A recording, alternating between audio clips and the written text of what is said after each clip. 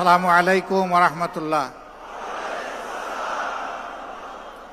আলহামদুলিল্লাহি রাব্বিল আলামিন ওয়াসসালাতু ওয়াসসালামু আলা রাসূলিহিল কারীম ওয়া আলা আলিহি ওয়া সাহবিহি ওয়া আহলি বাইতি আজমাইন। আমাদের প্রাণের কাফেলা, আমাদের বিশ্বাস অনুযায়ী জান্নাতের পথের ঠিকানা বাংলাদেশ জামাত ইসলামী ঢাকা মহানগরী দক্ষিণ শাখার উদ্যোগে আয়োজিত আজকের এই রুকন সম্মেলনে সম্মানিত সভাপতি, বাংলাদেশ জামাত ইসলামী কেন্দ্রীয় নির্বাহী পরিষদের অন্যতম সদস্য, ঢাকা মহানগরী দক্ষিণের সম্মানিত আমির জনাব নুরুল ইসলাম বুলবুল, মঞ্চে বসা কেন্দ্রীয় নেতৃবৃন্দ, মহানগরী নেতৃবৃন্দ, আমার সামনে উপস্থিত সহকর্মী রুকন ভাই ও বোনেরা, আল্লাহ তাবারক ওয়া তাআলার শুকরিয়া যে আল্লাহ রাব্বুল আলামিন বাংলাদেশের এই জমিনে বাংলাদেশ জামাত ইসলামের মতো একটি নিয়ামত পরা সংগঠন আমাদেরকে দান করেছেন। এই সংগঠন তার জন্মলগ্ন থেকে আল্লাহর দ্বীনের উপর পথ চলতে গিয়ে বিভিন্ন সময় বিভিন্ন বাধা, প্রতিবন্ধকতা, চ্যালেঞ্জের মুখোমুখি হয়েছে এবং এটি হচ্ছে নবীওয়ালা পথ। দুনিয়ায় 9 জন নবী ছাড়া তৃতীয় আরেকজন খুঁজে পাওয়া যাবে না যাদের সাথে কায়েমি স্বার্থবাদী সমাজের সংঘাত হয়নি। প্রথমজন যেহেতু দুনিয়ার প্রথম মানুষ, আমাদের আদি পিতা সকলেই তার সন্তান, সুতরাং সন্তানরা কেউ তার সাথে যুদ্ধ করে নাই, তার যুদ্ধ হয়েছে শয়তানের সাথে। তিনি মানবজাতির পক্ষ থেকে কোনো বাধার সম্মুখীন হননি। আরেকজন হচ্ছেন হযরতে সুলাইমান আলাইহিস সালাতু ওয়াস সালাম। বাবাকে আল্লাহ তাআলা বাদশাহী দিয়েছিলেন এবং নবুয়ত দান করেছিলেন। তিনি তার পিতার পরবর্তী উত্তরাধিকার ছিলেন। আল্লাহ তাকেও নবুয়ত এবং বাদশাহী দান করেছিলেন। এমন কিছু নিয়ামত আল্লাহ তাআলা তাকে দান করেছিলেন যে স্বয়ং জিন এবং শয়তানরাও তার অনুগত হতে বাধ্য হয়েছিল। তার সাথেও সমাজের কোনো সংঘাত হয়নি। এই 2 জন ছাড়া যত নবী পয়গম্বরের ইতিহাস আমরা জানি, তাদের জীবনটাই ছিল সংঘাত মোকাবেলা করে জান্নাতের পথে এগিয়ে যাওয়া। ধৈর্যের পরীক্ষায় তারা সকলেই উত্তীর্ণ, তবে ধৈর্যের পরশপাথর ছিলেন হযরতে ইব্রাহিম আলাইহিস সালাতু ওয়াস সালাম। আল্লাহ তাআলা তার জীবনে ধৈর্যের অনেকগুলা পরীক্ষা নিয়েছেন। সেই একটা পরীক্ষায় যদি আমি কিংবা আমরা পড়ি, আমাদের হালত কি হবে আল্লাহ তাআলা ভালো জানেন। কিন্তু আল্লাহ তাআলা জীবনভর তার কাছ থেকে পরীক্ষা নিয়েছেন। কখনো একটি মুহূর্তের জন্য তিনি ধৈর্য হারাননি।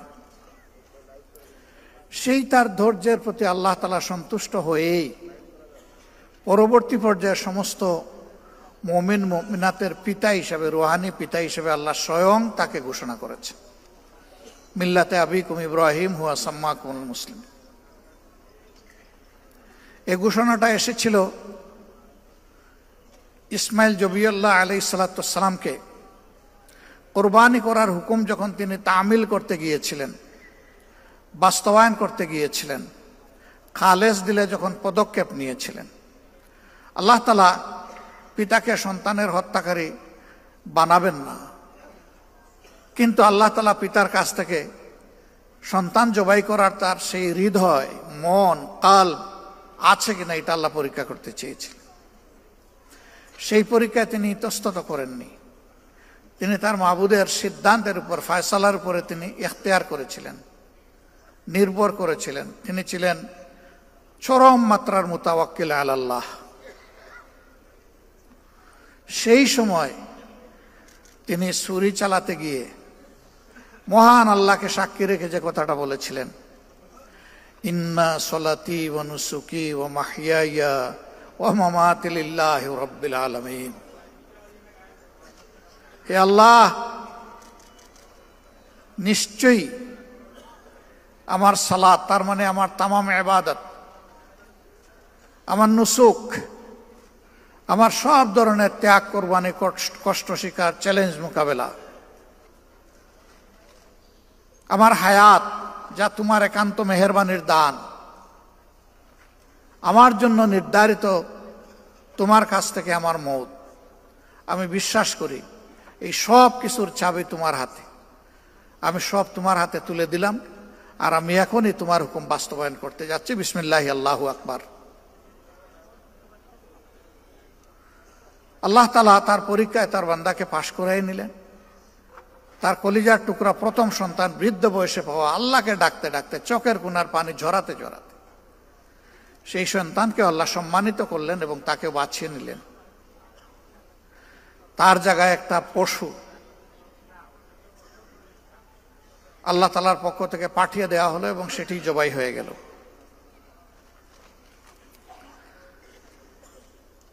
এই পরীক্ষায় উত্তীর্ণ হওয়ার পরেই আল্লাহ তাআলা তার জন্য এই নিয়ামত দান করলেন, আর আমাদেরকেও জানিয়ে দিলেন, মিল্লাতে আবিকুম ইব্রাহিম হুয়া সাম্মাকুমুল মুসলিমিন। ধৈর্যের পরীক্ষায় উত্তীর্ণ আমার এই গোলাম এখন থেকে সমস্ত মুমিন মুমিনাতের বাপ। আল্লাহু আকবার। ভাই বোনেরা, আমি সহ আমরা যারা এই শপথ নিয়েছি, শপথের শেষ পর্যায়ে গিয়ে এই কথাটা আমরা সবাই তেলাওয়াত করেছি। এই সময় অনেকেই আবেগ আপ্লুত হয়ে কান্নাকাটি করেছি। এই ভয়ে যে কথা নির্দ্বিধায় নিঃসংকোচে কলিজার টুকরা সন্তানকে জবাই করার আগে, অর্থাৎ নিজের নাফসিয়াতকে জবাই করার আগে, শাহাওয়াতকে জবাই করার আগে, আল্লাহর প্রিয় পয়গম্বর হযরত ইব্রাহিম আলাইহিস সালাম বলেছিলেন, আমি সেই একই কথা বলছি, হে আল্লাহ। তিনি এর ভার বহন করার উপযুক্ত ছিলেন, তাকে তুমি উপযুক্ততা দান করেছিলে, আমি কি পারবো? এই ভয়ে আমাদের কলিজা থরথর করে কেঁপেছে। তাই কলিজার ভয়ে ভীত সন্তুষ্ট হয়ে চোখের কোণা থেকে পানি ঝরেছে।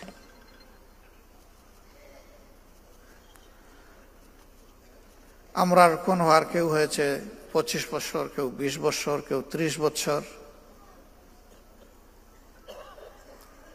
আমার ছোট্ট জীবনে কাটায় কাটায় 41 বছর।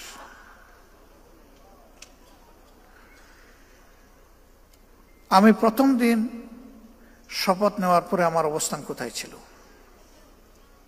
আমার ইলমের উচ্চতা, আমার আমলের স্বচ্ছতা, আমার লেনদেন মুআমেলাতের অবস্থান, নিজের প্রতি আমার দায়বোধ,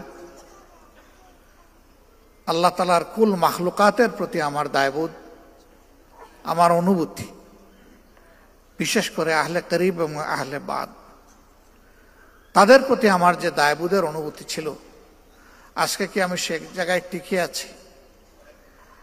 যদি আমি টিকে থাকি তাহলে বুঝতে হবে যে আমি এক জায়গায় স্থির দাঁড়িয়ে আছি, আমি পিছিয়ে যাইনি। কিন্তু পিছিয়ে গেলে চরমভাবে হেরে গেলেন, দাঁড়িয়ে থাকলেও আপনি হেরে গেলেন। দুনিয়া দাঁড়িয়ে নাই, আপনার হায়াতও দাঁড়িয়ে নাই। ক্রমাগত হায়াতের বরফ গলছে, এ বরফ গলে গলে পানি হয়ে যাচ্ছে। এই পানির কোনো মূল্য নাই।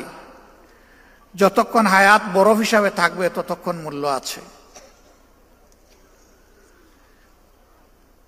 হ্যাঁ, বিবেকের হিসাবে যদি এটা মনে হয় যে আলহামদুলিল্লাহ আমার মধ্যে আগে এই দুর্বলতা, এই ত্রুটি ছিল, আল্লাহ তাআলার সাহায্যে আমার খুলুসিয়তপূর্ণ চেষ্টায় এগুলা অতিক্রম করা কিছুটা সম্ভব হয়েছে এবং আমি বাকিটা চেষ্টা করছি, তাইলে সেজদায় পড়ে আল্লাহ শুকর আদায় করা দরকার যে তিনি আপনাকে তৌফিক দিয়েছেন বলে আপনি পারছেন। কিন্তু এই অবস্থা যদি সৃষ্টি না হয়, মনে রাখবেন সৃষ্টির চলন্ত গাড়ি আপনার জন্য অপেক্ষা করবে না। এক স্টেশনের পর আরেক স্টেশন অতিক্রম করতে করতে আল্লাহ তাআলার দরবারে গিয়ে হাজির হয়ে যাবে, আপনি পিছনে পড়ে থাকবেন, এর কোনো অবকাশ নেই। রুকন হওয়ার পরেও যারা চিন্তা করেন যে আল্লাহ তাআলা আমাকে যে ক্যারিয়ার দিয়েছেন, একাডেমিক ক্যারিয়ার, এই ক্যারিয়ার দিয়ে এখনই কিছু রুজি করে না গেলে আমি যখন বৃদ্ধ হয়ে বিছনায় পড়ে যাব, আমার সন্তানরা আগত এবং অনাগত তারা যখন বড় হয়ে উঠবে, তখন তাদের জন্য একটা আশ্রয়ের জায়গা আমি করে যেতে পারলাম কিনা। তাহলে আমি আগে একটু নিজেকে সামলিয়ে নেই, তারপরে ইনশাআল্লাহ রুকনিয়তের যে শপথ, আজিমতের যে শপথ, এটার হক আমি আদায় করার চেষ্টা করব। এই চিন্তা যাদের মধ্যে আসবে, আপনি ধরে নেবেন যে আপনি ধ্বংসের পথে আগাচ্ছেন। ওয়াল আসর ইন্নাল ইনসানা লাফি খুসর, আপনি ওই ইনসানের মধ্যে পড়ে গেছেন। ইল্লাল্লাযীনা আমানু ওয়া আমিলুস সালিহ ওয়া তাওয়াসাউ বিল হক ওয়া তাওয়াসাউ বিস সবর। ইমানের বলে আপনাকে টিকে থাকতে হবে আল্লাহর উপর ভরসা করে, আমলে সালেহ করতে হবে, সামনে যা আসুক, অনুকূল প্রতিকূল সমস্ত মঞ্জিল অতিক্রম করে আপনাকে আপনার আসল মঞ্জিলে পৌঁছতে হবে।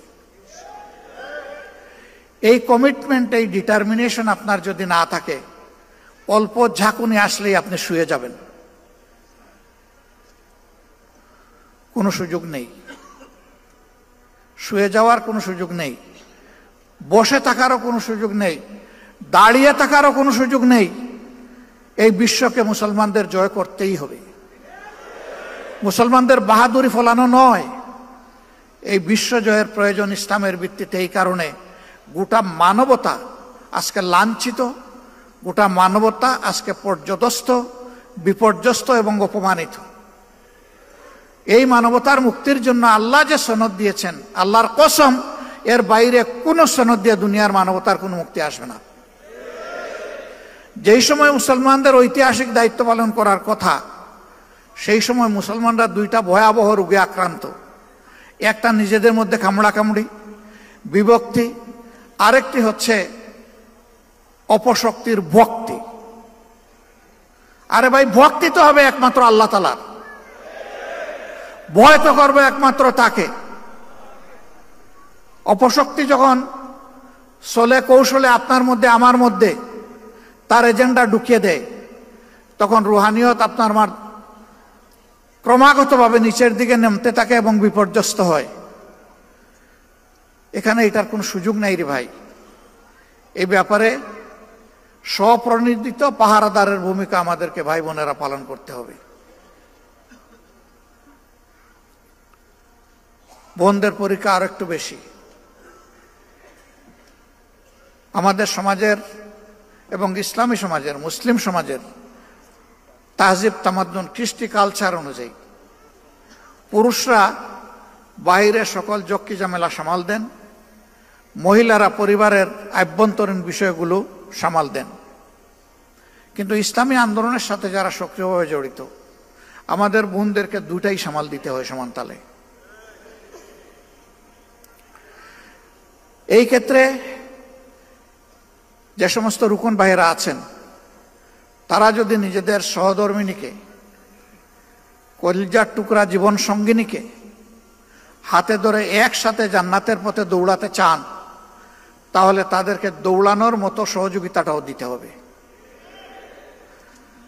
আপনি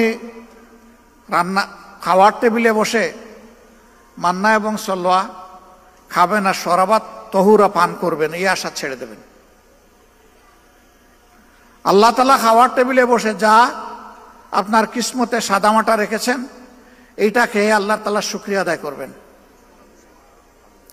খুদ ধরতে যাবেন না, লবণ বেশি হয়েছে নাকি তেলের বেশি জাল হয়ে গেছে, এই খুদ ধরতে যাবেন না। আপনার এই আস্থা থাকা উচিত।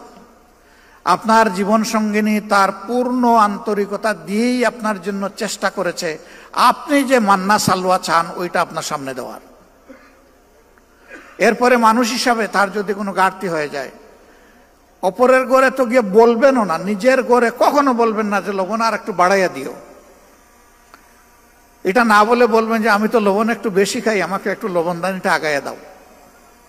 তাহলে বুদ্ধিমান সঙ্গিনী বুঝে ফেলবেন যে এখানে একটু শর্ট আছে, আগামীতে আমার একটু জিহ্বা দিয়ে আগে টেস্ট করে নিতে হবে পরিবেশন করার আগে। কিন্তু আপনি যদি বলেন যে এত কষ্ট করে বাজার করে এনে দিলাম, কি এইগুলা পাকাইছো, পাংশা পাংশা, জিহ্বায় কিছুই লাগে না, কি করছো এইগুলা, দিলেন তো দিলেন একেবারে কলিজার উপরে একটা মুগরের বাড়ি দিলেন। এটা করবেন না। এটা করলে তার যে পটেনশিয়াল এটা নষ্ট হয়ে যাবে। এরপরে সন্তান তো দুইজনেরই। আমার বোনটা কষ্ট করে গর্ভে ধারণ করলো, বুকের দুধ খাওয়ালো, লালন পোষণ করলো, এখন প্রোগ্রামে যাওয়ার সময় দিলেন তার সঙ্গে করে 2 বছর 2.5 বছরের বাচ্চারে, 1.5 বছরের বাচ্চারে। তো ওখানে গিয়ে মা বাচ্চা সামলাবে নাকি সে কর্মসূচিতে অংশগ্রহণ করবে? এই দিন আপনি হবেন মা আর উনি হবেন বাপ। এই অনুভূতি নিয়ে বাচ্চাকে আপনি সামলাবেন, ঘরে থেকে হোক অথবা ওখানে সঙ্গ দিয়ে হোক, দায়িত্ব আপনাকে নিতে হবে। আমি ছোট্ট 2-1টা উদাহরণ দিলাম। আর টাকা পয়সার ব্যাপারে ইনশাল্লাহ আপনাদের কিছু করতে হবে না, আলাদা, আমরা তার সাক্ষী। গত 15.5 বছর যেটা গেল আমাদের উপরে স্টিম রোলার, আলহামদুলিল্লাহ এখানে আপনারা সব হেরে গেছেন, কেউ জিতেন নাই, কিন্তু আমার সবগুলা মা বোন জিতে গেছে আলহামদুলিল্লাহ। দেখি হাতের গড়ি কে কে দিয়েছেন, একটু হাত তুলেন তো দেখি। টাকা দিয়েছেন, গড়ি কে দিয়েছেন, হাত তুলেন। নো। গাড়ি কে দিয়েছেন, হাত তুলেন। নাই। আচ্ছা, একজন পাওয়া গেছে। গাড়ি কিভাবে দিছে আমার নলেজে না, এটা আমাকে বলতে হবে গোপনে। তাও একজন পাওয়া গেছে, আল্লাহ ইজ্জত পাচাইছে আমাদের। এখানে আমার ধারণা 1.5 থেকে 2,000 ভাই আমার সামনে আছেন। আমরা পারলাম না ইয়েস বলতে, একজন ছাড়া, এটা জানতে হবে। কিন্তু আমার বিশ্বাস এখানে যে মায়েরা আছেন, বোনেরা আছেন, যদি জিজ্ঞেস করেন যে এই বিপদের সময় কানের দুল, নাকের ফুল, হাতের বালা, গলার মালা কে কে খুলে দিয়েছেন, একজনও বাদ যাবে না বলে আমি বিশ্বাস করি। এই জন্য এই ব্যাপারে আমার বলার কিছু নাই, দরকার নাই। তারা খানদানি ঐতিহ্য ধরে রেখেছেন। উম্মাহাতুল মুসলিমিন এবং যারা সাহাবিয়া রাদিয়াল্লাহু তাআলা আনহুমা ছিলেন, তারা যে কাজ করেছেন আজকে আমাদের মা বোনেরা ঠিক একই কাজ করছেন। আল্লাহু আকবার। সম্মানিত ভাইরা, এইভাবে নারী পুরুষের সমন্বয়ে আমরা যদি আগাই, আলহামদুলিল্লাহ আল্লাহর দিনের জন্য এই জমিন আবাদ হয়ে যাবে। এবং সেই লুকিয়ে থাকা সূর্যের হালকা রোশনি দেখা যাচ্ছে, এটা ইনশাআল্লাহ পূর্ব আকাশে মাথা তুলে দুনিয়া শপথ করে দুনিয়াকে মুক্তি দিবে ইনশাআল্লাহ। কিন্তু তার জন্য বিপুল কুরবানি লাগবে। 30-35টা আসনে ইলেকশন করার সময় আমরা যে পরিশ্রম করেছি, যে আর্থিক কুরবানি দিয়েছি, যে পেরেশানি করেছি, এখন যদি তার 10 গুণ আসনে আমাদেরকে নির্বাচন করতে হয়, তাহলে ওই জিনিসগুলো 10 গুণ বাড়াতে হবে ইনশাআল্লাহ। পারবেন? অর্ধেক ইনশাআল্লাহ না, পুরা ইনশাআল্লাহ? পারবেন কেন, পারতে হবে ইনশাআল্লাহ। এবার যাদের ব্যাংক ব্যালেন্স আছে ওখানে হাত দিতে হবে। এটা আপনার না, এটা আল্লাহ তাআলার। ওখান থেকে আগে কত বিনিয়োগ করবেন তাড়াতাড়ি সিদ্ধান্ত নেন। তবে আমার অভিজ্ঞতা হচ্ছে আমাদের গরিব ভাইয়েরাই ধনী। সচ্ছলরা আমার কথায় রাগ করবেন না, নিজেকে মিলিয়ে নেবেন। মাসে যিনি 5,000 টাকা, 10,000 টাকা, 15,000 টাকা বেতন পান, তারা কঠিন দিনগুলোতে 5, 10, 15 হাজারের পুরোটাই দিয়ে দিয়েছে। কিন্তু আমাদের সচ্ছল ভাইয়েরা চিন্তা করেছেন, আমার তো এক মাসে 1 কোটি টাকা, আচ্ছা কত দিলে সবার চাইতে বেশি হবে? আপনি সবার সাথে কম্পিটিশন করতে গেলেন কেন? আল্লাহ আপনাকে যে নিয়ামত দিয়েছেন আপনি আপনার সাথে কম্পিটিশন করেন, তাইলে তো আপনি নিজের উপরে ইনসাফ করতে পারবেন। বড় বড় ব্যবসায়ীরা আমাদের কাছে টাকার বস্তা নিয়ে এসেছে 5 তারিখের পরে, যারা এতদিন কেউ আমাদের নাম সহ্য করতে পারতো না, কেউ ওপেন প্লেসে গালিগালাজ করেছে, কেউ স্বৈরাচারকে সরাসরি সহযোগিতা করেছে, তারাও কেউ কেউ এসেছে, বিভিন্ন কায়দায় এসেছে। কিন্তু আমরা ওইদিকে ফিরে তাকাইনি ভাই। আমরা ওইদিকে তাকালে আমাদের রুহানিয়াত ধ্বংস হয়ে যেত। আঠালের মতো লেগেছিল কেউ কেউ, 1 কাপ চা খাওয়ার দাওয়াত, যখন সাড়া দিতে পারলাম না বলে যে 5টা মিনিটের জন্য আসবো উনার বাসায় যদি 1 কাপ চা খাইতে পারে, এটাও সাড়া দিতে পারলাম না। তারপরে বিশাল এক অ্যামাউন্টের প্রস্তাব দিয়ে পাঠাই দিস। আল্লাহু আকবার। এই ক্ষেত্রে আল্লাহ তাআলাকে ভয় করেছি এবং ধৈর্য ধরার চেষ্টা করেছি। বিভিন্ন হেলিকপ্টারের মালিক আসছে, আয়সা বলছে যে এখন থেকে যখন লাগবে বলবেন, বলার সাথে সাথে পেয়ে যাবেন। হ্যাঁ বলি নাই, বলছি দেখব। এরপরে একই ব্যক্তি বলছেন যে আগামীতে নির্বাচনে আমরা চাই আপনারা বিজয়ী হন, ইনশাআল্লাহ আল্লাহ তৌফিক দিয়েছেন, বড় হাতেই দিব, শুধু আপনারা বললেই পেয়ে যাবেন। তাতেও হ্যাঁ বলি নাই, বলছি দেখব। এইরকম যারাই অফার দিয়েছেন নিজেদের জ্ঞান বুদ্ধি অনুযায়ী প্রথমে তাদের ব্লাড সুগার দেখেছি যে সুগার ঠিক আছে কিনা, এরপরে আল্ট্রাসাউন্ড করেছি যে ভিতরের পার্টসগুলো ঠিক আছে কিনা, সন্দেহ হলে সিটি স্ক্যান করা হয়েছে, এনজিওগ্রাম, এবং শেষ পর্যন্ত এমআরআই করে যখন নিশ্চিত হয়েছি বেজাল, তখন বলেছি কালু সালামা।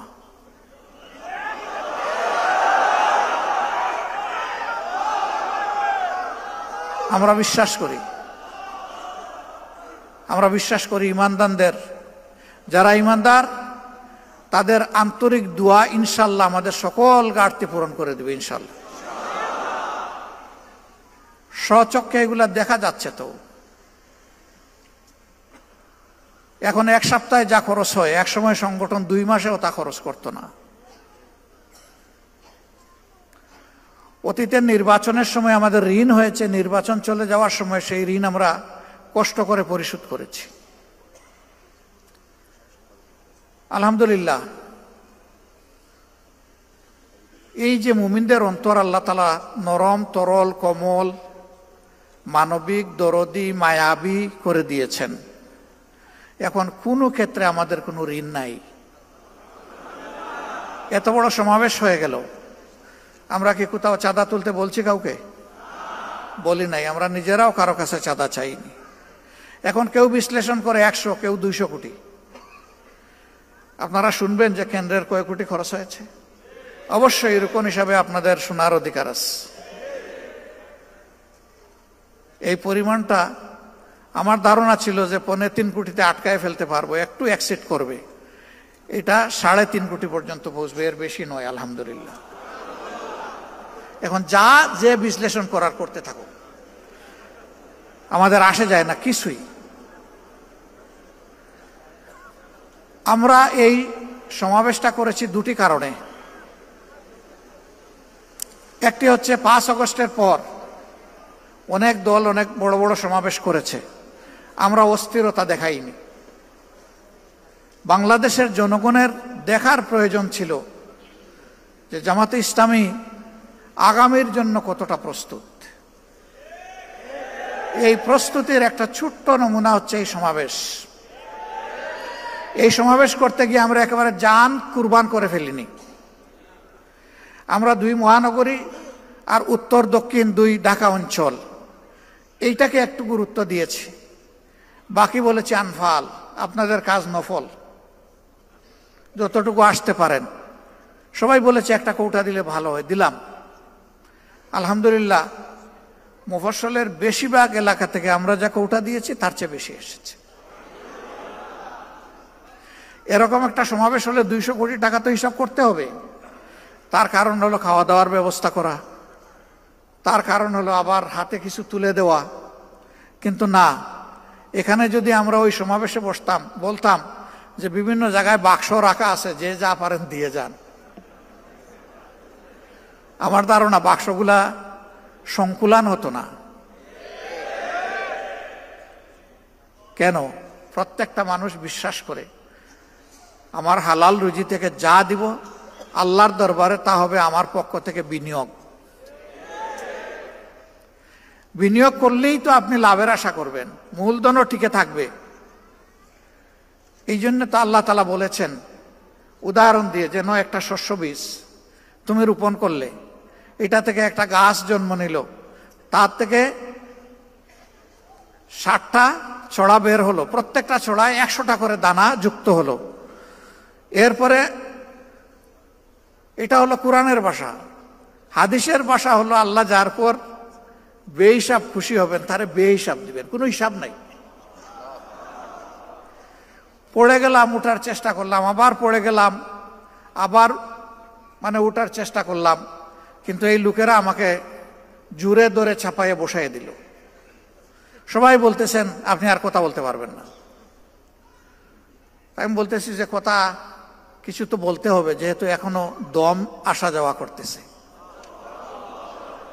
যত সময় দম থাকবে কথা বন্ধ হবে কেন? সম্মানিত ভাইয়েরা এবং আমার বোনেরা, আমি শুনেছি অনেকে কান্নাকাটি করেছে। কেন কানলেন? যদি জান চলেই যায় বলবেন আলহামদুলিল্লাহ, এটাই মুমিনের দায়িত্ব। এখন গেলাম হসপিটালে, এমন ভাব দেখায় সহকর্মী ডাক্তাররা, এখানেও কেউ কেউ আছে, যে আমার মরতেই দিবে না। আরে ভাই, আমি কি এখানে থাকতে আসছি না? আমি যাবো আবার আসল ঠিকানা জান্নাতের বাড়িতে, এই পোষা জায়গায় আমার রাখবেন কেন বেঁধে আপনারা? এই মলিনতা পরিষ্কার করতে একজন ঝাড়ুদার হিসাবে আল্লাহর যতদিন প্রয়োজন, আল্লাহ তার বান্দাদেরকে বান্দিদেরকে যেন ততদিনই হায়াত দেন, এর বেশি দরকার নাই। সমাজের আবর্জনা পরিষ্কার করার জন্য, আল্লাহর দ্বীনকে কায়েম করার জন্য। এরপরের কথা হলো, দুনিয়া কোনো মানুষ কি প্রিয় সংগঠন বা দ্বীনের জন্য বাধ্যতামূলক? অবশ্যই না, কিন্তু আমাদের জন্য বাধ্যতামূলক আল্লাহর দ্বীন এবং সংগঠন। একজন মরবে, আরেকজন আসবে।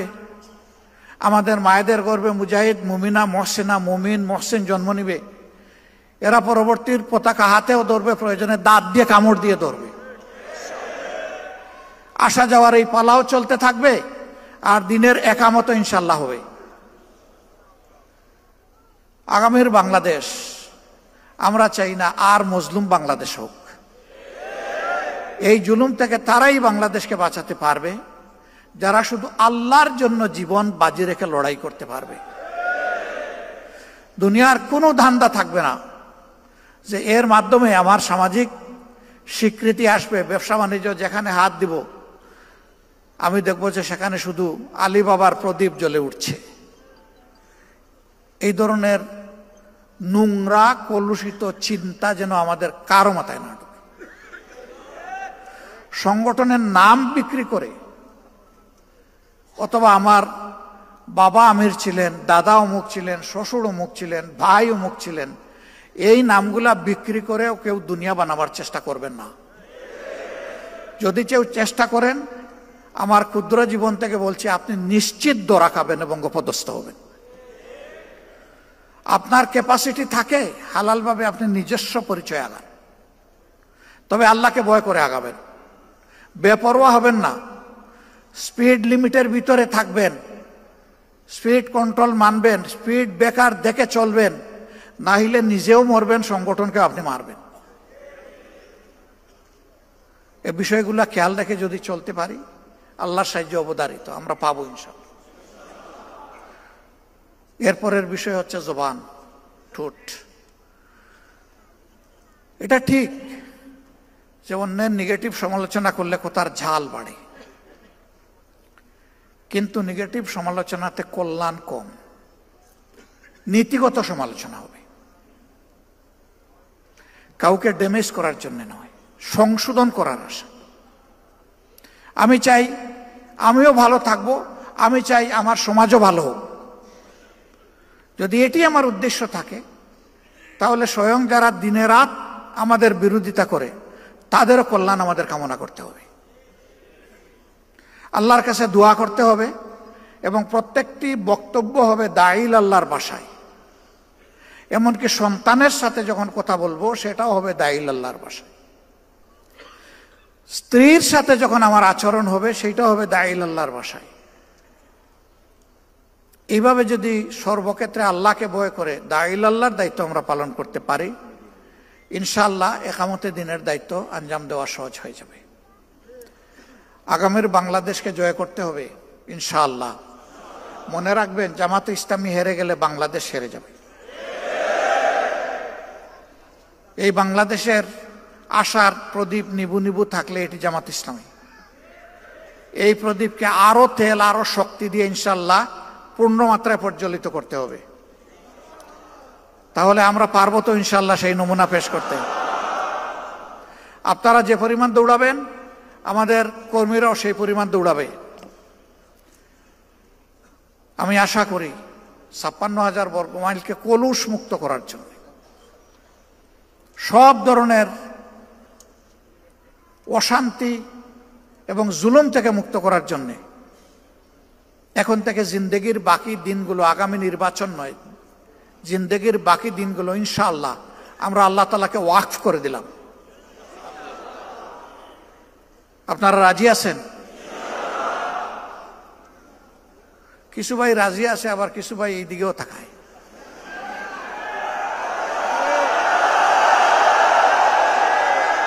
মিডিয়া হচ্ছে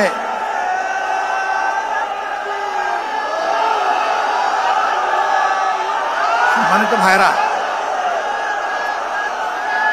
ওইটাই আল্লাহকে বলেছে, ইন্না সলাতি ওয়া নুসুকি ওয়া মাহইয়ায়া ওয়া মামাতি লিল্লাহি রাব্বিল আলামিন।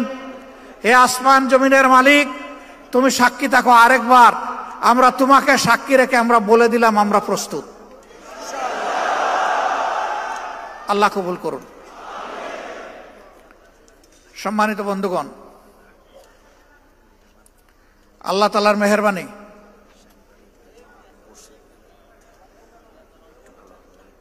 ওরা বসে ছবি নিলে ভালো হয় না নাকি? এই সাংবাদিকরা যখন ঢুকে তখন তাদেরকে আমাদের ইমাম মানতে হয়, আর ইমাম যাকে মানা হয় তার কিছু ডিরেকশন শুনতে হয়। তা আমি কি এইখানে দাঁড়িয়ে দিলে আপনাদের কোনো অসুবিধা হবে নাকি বসলে সুবিধা হবে? কোনটা? দাঁড়িয়ে অসুবিধা নাই। জাযাকুমুল্লাহু খায়রান। তো আল্লাহ রাব্বুল আলামিন একটা সোনার টুকরা দেশ আমাদেরকে উপহার দিয়েছেন।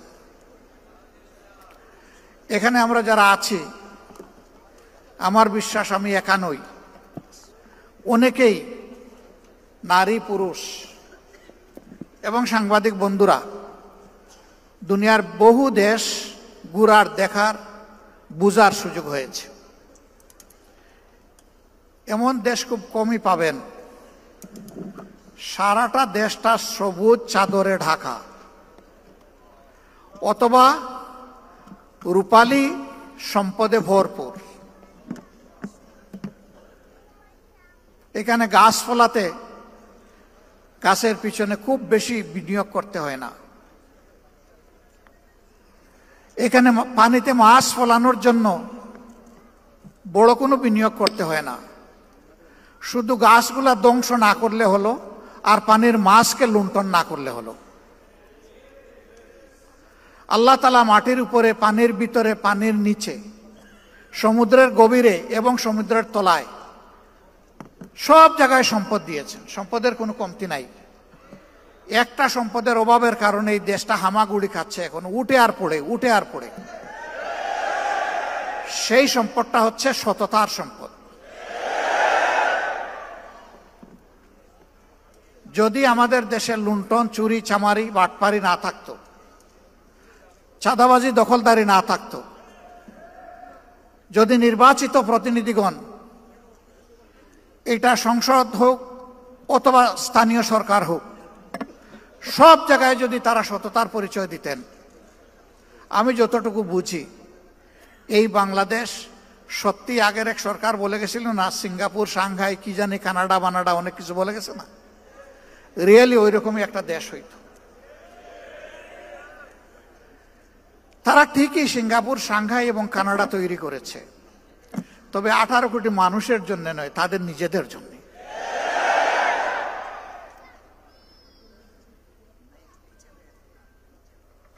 এই জন্য আমরা সবসময় বলি, এ বাংলাদেশ আমাদের গর্বের বাংলাদেশ, প্রিয় বাংলাদেশ। যে যাই বলুক, যে যা সমালোচনা ইচ্ছা করে, সারা দিন রাত করতে থাকুক, এর প্রমাণ আমরা চেষ্টা করছি দেওয়ার। প্রথমত এই দেশের মানুষকে আমরা ভালোবাসি, এদেশের মাটিকে আমরা ভালোবাসি। এই জন্যে অনুকূল প্রতিকূল সকল অবস্থায় আলহামদুলিল্লাহ আমরা এই দেশেই আছি। অনুকূল অবস্থায় থাকতে তো কোনো সমস্যা নাই, কিন্তু যখন প্রতিকূলতা দেখা দিবে তখন থাকাটা হলো অনেক চ্যালেঞ্জের। মৌলানা দেলোয়ার হোসেন সাঈদীর জন্য দুনিয়ায় কি কোনো দেশ ছিল না? মতিউর রহমান নিজামী রাহিমাহুল্লাহর জন্য কোনো দেশ ছিল না? আমাদের আইকন, মাতার তাজ অধ্যাপক গোলাম আজম রাহিমাহুল্লাহর জন্য কোনো দেশ ছিল না? বহু দেশ আমাদের কাছে প্রস্তাব দিয়েছে, এরা শুধু তোমাদের দেশের সম্পদ নয়, এরা বিশ্বের মুসলমানদের সম্পদ, তোমরা আমাদের জন্য কিছুদিনের জন্য তাদেরকে দিয়ে দাও। আমরা তাদেরকে জবাব দিয়েছি, আপনাদের আন্তরিকতায় আমরা মুগ্ধ, ভালোবাসায় মুগ্ধ। আপনারা দোয়া করতে থাকেন, যতদিন আল্লাহ হায়াত দিয়েছেন তারা যেন মর্যাদার সাথে এই দেশে থাকতে পারেন। কিছু নপুংসক বলে মর্যাদা আল্লাহ যারে দেয় তার কি জেলে যাওয়া লাগে? আরে তোমরা তো আগে বলেছিলে, এখন তোমাদের ব্যাপারে আমরা কি বলবো একটু বলো তো। আমরা ওটা বলতে চাই না। এরা বিবেকহীন, বুবাব, বেওকুফ। আল্লাহর নবীরা জেল কেটেছেন, তো নবীর উম্মতদের সেই সুন্নত পালন করতে হবে না? আমাদের নবী কিন্তু একজন না, আমরা এক নবীর উম্মত, কিন্তু আল্লাহর সমস্ত নবীরা আমাদের নবী। ইসলামই একমাত্র ধর্ম সমস্ত নবীর নাম শুনলে সম্মান প্রদর্শন করে। আরেকটা ধর্ম এরকম দুনিয়া এখন খুঁজে পাওয়া যাবে না যে সমস্ত নবীকে সম্মান করে, কমপক্ষে 1-2 জনকে কুচা মারে। This is Islam, Islam and only Islam. এটাই একমাত্র অসাম্প্রদায়িক ধর্ম। না রে ভাই, দেশের ভিতর থেকে আমরা দাওয়াত পেয়ে যাইনি, আবার দেশের বাইরে থাকা লোকটাকে কেউ আটকায় রাখতে পারেনি। তিনিও সকল মায়ার বাঁধন, ওই জগতের মায়াজাল ছিন্ন করে তার দায়িত্বের অনুভূতির কারণে তিনি একজন ফাইটার হিসাবে, আল্লাহর একজন সৈনিক হিসাবে আদালতে দাঁড়িয়ে তিনি বলবেন, আমার বিরুদ্ধে যত অভিযোগ, হে আল্লাহ তুমি সাক্ষী থাকো, সব মিথ্যা। তাই তারা করেছেন, আমরা ছেড়ে যাব না। হ্যাঁ, আল্লাহ তাআলার নির্দেশে বিশেষ প্রয়োজনে যদি কখনো যেতে হয় সেটি ভিন্ন, কিন্তু শুধু জান বাঁচানোর জন্য একটু শান্তিতে মায়ার জালে একটু গোড়াগড়ি করার জন্য ইসলামী আন্দোলনের লোকেরা যায়নি, ইনশাল্লাহ যাবে না।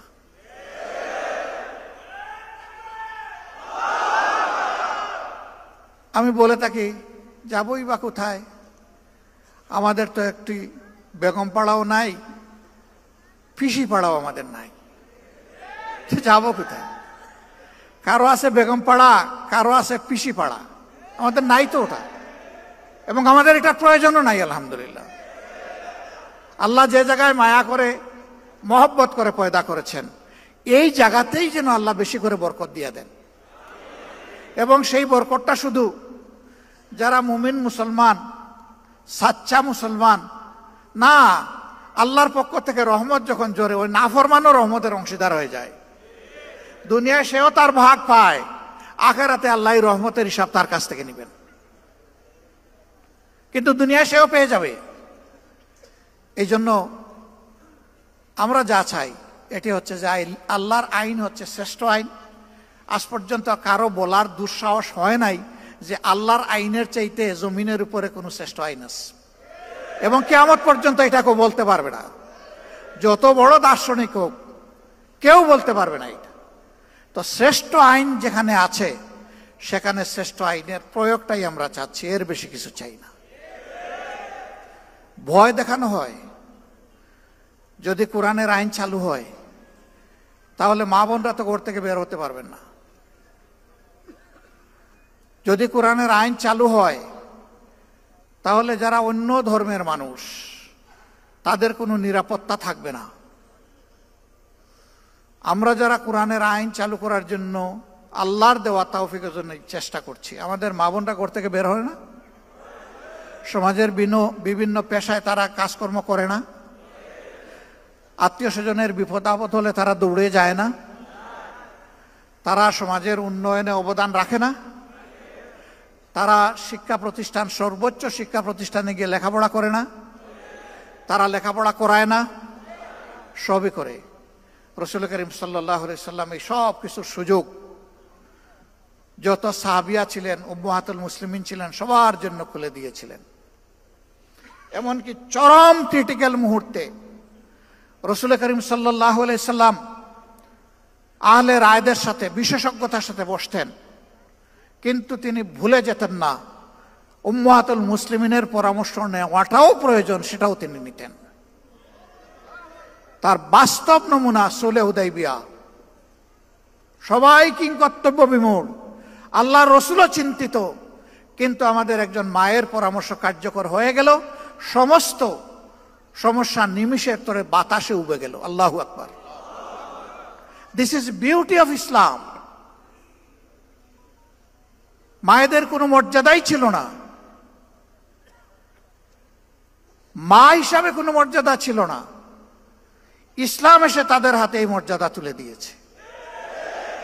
এর চাইতে বড় মর্যাদা কেউ দিতে পারবে না, যতই মায়া কান্না করুক, বরঞ্চ আমাদের সর্বনাশ করবে।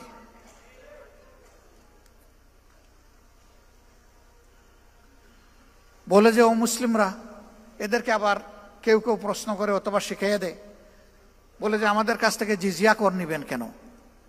একজন বড় লিডার একটা ধর্মের আমাকে এই প্রশ্ন করলেন।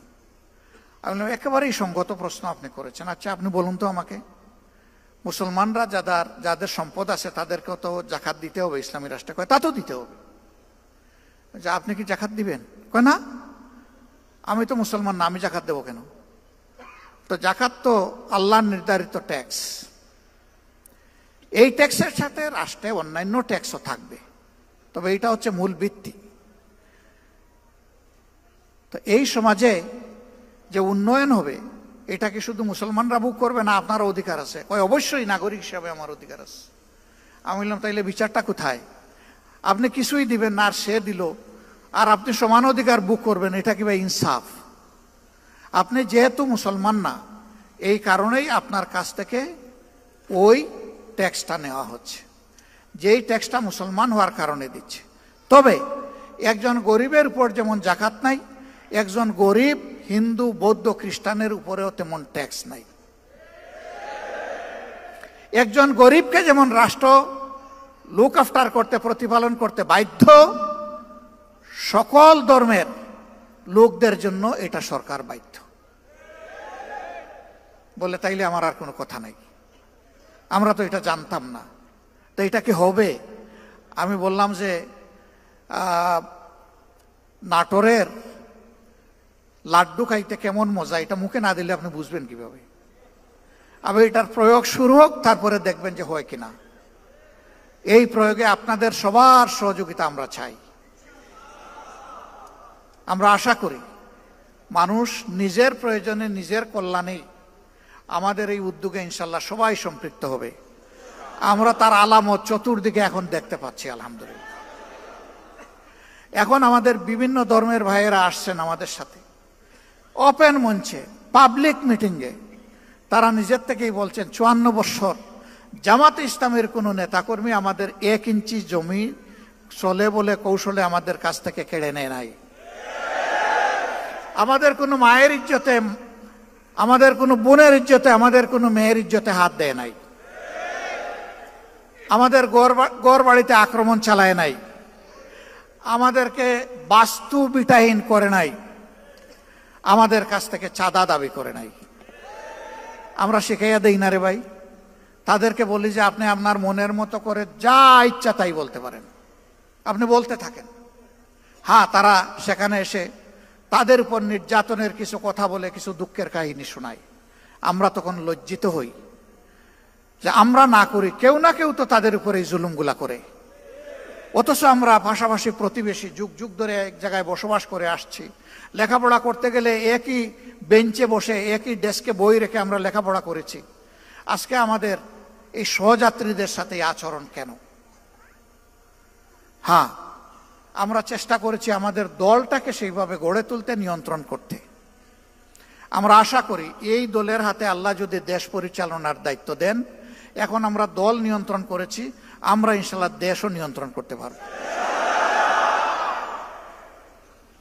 আমরা যখন নিজেরা ঘুষ খাবো না, যখন চাঁদা দাবি করব না, যখন আমরা দখলদারিতে যাব না, তখন আশা করি বাকি সকলে বার্তা পেয়ে যাবেন এবং সকলের কান খাড়া হয়ে যাবে। এরপরে আমাদের সংগঠন হোক অথবা যে কোনো নাগরিক হোক, যদি এর কোনো ব্যত্যয় ঘটে, তার জন্য সত্যিকারের প্রয়োগ করার মতো আইন থাকবে ইনশাআল্লাহ। এখন আইন আছে, তার প্রয়োগ নাই। যে আইনটা আছে এইটারও যদি প্রয়োগ থাকতো, সমাজের দুর্নীতি, সমাজের দুর্বৃত্তপনা 10 ভাগের 1 ভাগে নেমে আসত। এটারও তো প্রয়োগ নাই। তা আবার প্রয়োগ আছে উল্টা প্রয়োগ। আপনি মারা গেছেন, আপনার ছেলে হবে আপনার হত্যা মামলার আসামি। মেরেছে সরকারের দুষ্ট বাহিনী অথবা গুন্ডারা, আপনার ছেলেকে করবে খুনের মামলার আসামি। 15.5 বছর এগুলো হয় নাই? আমাদের লোক হত্যা করে আমাদেরকে এই মামলার আসামি বানিয়েছে। সম্মানিত ভাইয়েরা, এই দুনিয়ায় 100% ন্যায় বিচার নিশ্চিত করা অসম্ভব। একটা মানুষ তার চেষ্টায় কিংবা নির্দেশে 100 মানুষ খুন করা হয়েছে, আপনি তাকে ফাঁসি কয়বার দেবেন? আপনি এখানে আর ফাঁসি বাড়াইতে পারবেন? একবারের বেশি পারবেন না। কিন্তু আল্লাহ তাআলার কাছে জাহান্নামের শাস্তির বিভিন্ন স্তর আছে। আল্লাহ সেখানে তার পাওনা পরিমাণ শাস্তি তাকে দান করবে।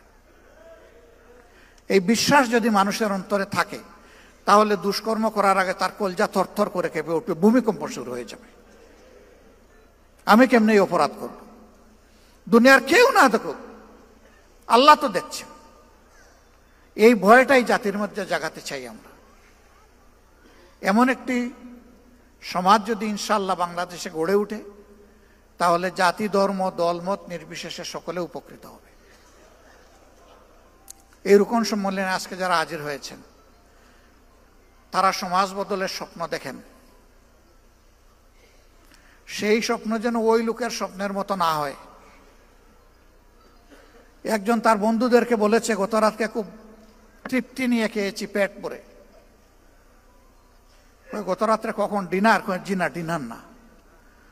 ডিনার কি খেয়েছিল? বলে হ্যাঁ, তা খেয়ে তো ঘুমিয়ে পড়েছিলাম। তো ঘুমিয়ে পড়েছিলে, ঘুম ভেঙে তুমি কি সাহারি করেছো? কয় তাও না। তাইলে কি খেলে? কয় যে আম খেলাম, জাম খেলাম, লিচু খেলাম, তারপরে আপনার কমলা খেলাম, ড্রাগন খেলাম, পেয়ারা খেলাম, আঙ্গুর খেলাম, খেজুর খেলাম, তিন খেলাম, সব খাইছি। ওই রে ভাই, এক সিজনে এত ফল তুমি কোথায় পেলে? আমরা তো বাজারে এগুলা পাই না। কই ভাই, না ভাই, আমি তো স্বপ্নে খেয়েছি। আচ্ছা, স্বপ্নে যে তুমি খেলে, তো আমটা কোন কোয়ালিটির ছিল? কই না, এগুলা দেশে কিছু ভালো ছিল, কিছু পোকাও ছিল, কিছু মিষ্টিও ছিল, আবার কিছু টকও ছিল। কয় থামো, আর বলতে হবে না তোমাকে। ব্যাকল, তুমি যখন বিনা পয়সায় খাইলে, তাইলে ভালোগুলো বাছাই করে খাইলে না কেন? ওই স্বপ্ন আমরা দেখি না। আমরা সমাজ বদলের বাস্তব স্বপ্ন দেখি এবং আমরা কোথায় চিড়া ভিজাতে চাই না। আমরা চাই দুধ অথবা পানি দিয়ে চিড়া ভিজবে, আর প্রয়োজনে আমাদের রক্ত দিয়ে চিড়া ভিজবে। সেই রক্ত যদি আল্লাহ মানবতার জন্য, মানবতার মুক্তির জন্য আল্লাহ কবুল করেন, আল্লাহর দরবারে লাখো শুকরিয়া। যুগে যুগে যারা মানবতার মুক্তির লড়াই করেছেন তারা তার প্রমাণ রেখে গিয়েছে। যুদ্ধের ময়দানে এক হাত কূপকে ঝুলে গেছে, পায়ের নিচে ফেলে টান দিয়ে ছিঁড়ে ফেলেছেন। এই হাত আমার এখন বুঝে, এই হাতের আমার দরকার নেই। অবশিষ্ট হাত দিয়ে লড়াই চালিয়ে গেছেন। ওই হাতও যখন ঝুলে গেছে এটাও ফেলে দিছেন। সেনাপতি পা দুইটা চাপ দিয়ে ধরেছেন কমান্ডার ফ্ল্যাগ, ওটাও যখন চলে গেছে আর পা দিয়ে ধরার সুযোগ নেই, দাঁত দিয়ে কামড় দিয়ে ধরেছেন।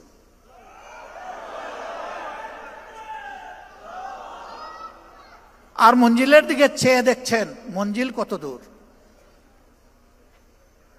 আল্লাহ যেন ওই তৌফিক গুলোই আমাদেরকে দান করেন। ভাই, আল্লাহর হাবিব বলেছেন খায়রুন নাস মান ফাউন নাস। ভাই বোনেরা, সেই মানুষটাই উত্তম যে মানুষের কল্যাণ নিয়ে ব্যস্ত থাকে, চিন্তিত থাকে, পেরেশান থাকে, আর মানুষের অসুবিধা দূর করতে চায়, লেগে থাকে। আমাদের সমস্ত রাজনীতি হবে মানুষের জন্য, মানবতার জন্য। এই কাজে গেলে যে যার সমালোচনা যেভাবে করে করতে থাকুক, আমার কিচ্ছু আসে যায়। আমরা চলতেই থাকবো ইনশাআল্লাহ। কেউ আমাদের চলার গতি থামাতে পারবে না বিইজনিল্লাহ। আমাদের কোনো চিন্তা নাই, আল্লাহ আমাদেরকে নিশ্চিন্ত নির্বাহ করে দিয়েছেন। ওয়ালা তাহিনু ওয়ালা তাহজানু ওয়া আনতুমুল আ'লাউনা ইন কুনতুম মুমিনিন। তোমরা ভীত সন্ত্রস্ত হইও না, চিন্তিত হইও না। বিজয় তোমাদেরই হবে যদি তোমরা মুমিন হও। এ আল্লাহ, আয় রাব্বুল ইজ্জত, আয় আসমান জমিনের মালিক, ওইটুকু ঈমান তুমি আমাদেরকে দান করো। ওই ঈমানটাই তোমার কাছে আমরা ভিক্ষা চাই, যে ঈমান এবং ঈমানদারের উপর তুমি সন্তুষ্ট হবে মৌলা, আর যাদের হাত ধরে মজলুম মানুষগুলার মুক্তি আসবে। জামাত ইসলামী ইনশাআল্লাহ ইসলামী এবং দেশপ্রেমিক শক্তি, সবাইকে সাথে নিয়ে সমাজ বদলের আশা অন্তরে রাখে। এ পথে যত চ্যালেঞ্জ বাধা আল্লাহ যেন সবগুলা দূর করে দেন। মানুষের প্রত্যাশার এই ঠিকানাকে আল্লাহ যেন মজবুত করে দেন, এবং আল্লাহ রাব্বুল আলামিন মানবতার বিজয় যেন দান করেন। কোনো ব্যক্তি, দল এবং গোষ্ঠীর নয়, এই বিজয় যেন হয় মানবতার বিজয়। মহান রব্বে কারিমের দরবারে সেই তৌফিক কামনা করে আপনাদের সকলকে আন্তরিক শুকরিয়া জানিয়ে আমি বিদায় নিচ্ছি। আসসালামু আলাইকুম ওয়া রাহমাতুল্লাহ। আল্লাহ হাফিজ। বাংলাদেশ জিন্দাবাদ। বাংলাদেশ জামাত ইসলামী জিন্দাবাদ।